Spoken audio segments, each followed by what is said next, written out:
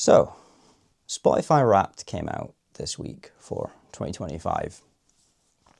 And one of the things that I thought was really interesting, first of all, you can see my favorite artists here.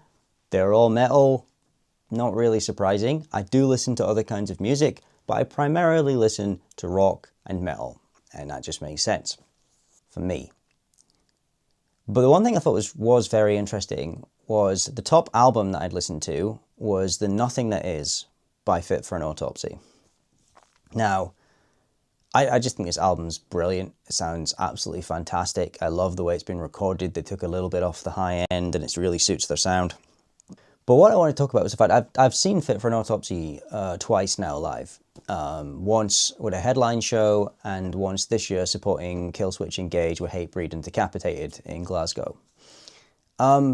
Now, they were quite good live. They were better the second time. The first time I saw them at the QMU, which is just not a venue that's got good sound. Very rarely do any bands sound that good there. I've heard a few, like Pig Destroyer sounded brilliant there. But I've heard other bands where they've sounded fantastic elsewhere and terrible in the QMU. Devil Driver is a really good example. Fantastic in the Glasgow Garage, sound terrible in the QMU. Absolutely convinced that wasn't Devil Driver, and it's the same thing here. But when I saw Fit-for-an-Autopsy, it did kind of occur to me they weren't my favourite band on the night. And I think bands definitely have sounds that work better live and work better in the studio or on album. And I feel like Fit-for-an-Autopsy are definitely in the category of working better in the studio. Their stuff sounds fantastic and it sounds great in here, listened to through those Event Opals, which sound fantastic. Everything that comes through them, you really hear if it's good or bad. And they sound great. Live, it's just there's a bit too much going on, and I felt that the bottom end wasn't really doing the job. Whereas Hatebreed that night sounded fantastic. Just, really, really lots of just thumping kind of basic bass kind of stuff in there. Decapitated sounded great. Killswitch Engage are not my favourite band, but they sounded fine. It just wasn't my cup of tea necessarily musically. But Fit-for-an-Autopsy was a little bit too much going on in the high end and the mid range, and I feel like everything on the night, like the kick, the snare, the vocals, and the guitar, are all fighting for the same region. And when you're doing that in the studio, I guess you can carve that out. Live, it's a little bit more difficult to kind of do that. My point here that I'm trying to make is that I think people would naturally go, they're not good live, therefore they're not, it's not a good band or whatever. And I just don't think that's right. For me, music has different places and different purposes. There's things you listen to at home, there's things you like to listen to live, there are things you listen to in your car, when you're walking, at the end of the day to calm down after work, to chill in the evening.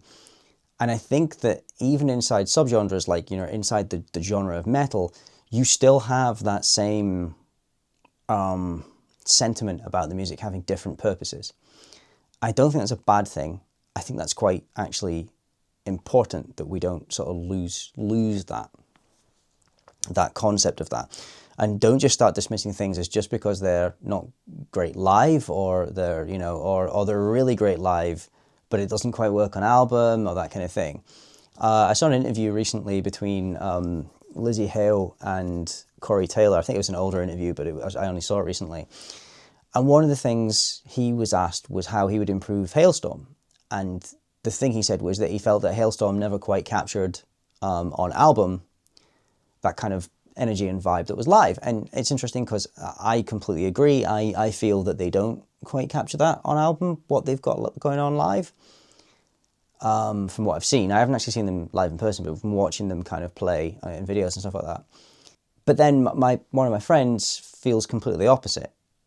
She feels that they sound brilliant on album, but isn't really that into them live, doesn't think it works as well live. So this kind of thing is always very much a to taste type of situation, I feel. And I think it's altogether far too easy to dismiss music as being for a certain purpose, for another purpose. Another really good example that I can think of recently was I saw Cryptopsy supporting Decapitated. So it was Warbringer, Cryptopsy, and another band who I actually cannot even recall and bring to mind anymore. I can't remember them. But Cryptopsy sounded absolutely terrible live. It was a total mess, and it was basically almost impossible to discern what was going on. But they're extremely fast, extremely aggressive. You know, they're not playing their own slots. They maybe had less time to sound check or whatever. And it's just like, that doesn't change the fact how you listen to Cryptopsy on album. It doesn't change how you kind of feel about that. Like if you go see a band and you think these people are like not nice people, or they do something, there's a bad interaction with the crowd, or you see something going on that you think isn't right, or any of that kind of stuff, then that's completely different. That's a situation where you can definitely go, yeah, okay, and now I feel differently about this band. But just seeing them live and thinking, oh, this doesn't really translate, or this doesn't work live, I don't think should necessarily be a situation where you immediately dismiss that band. You might not go and see them again another time if they're headlining. I mean, Cryptopsy are playing in Glasgow, and I'm probably not going to go because I've experienced that and thought, that wasn't great. But that doesn't mean I won't listen to them on album or enjoy them or that kind of thing. So yeah, I think it's important to make that distinction and kind of be aware of that, and not just make a snap decision as like good or bad as a determination on a band. That maybe it's just, there's a different point of it, there's a different purpose of it. I'm not likely to go and watch an hour of lounge jazz, but when I'm finished today's work, I often will just put some lounge jazz on while I'm cooking dinner or thinking about something like that.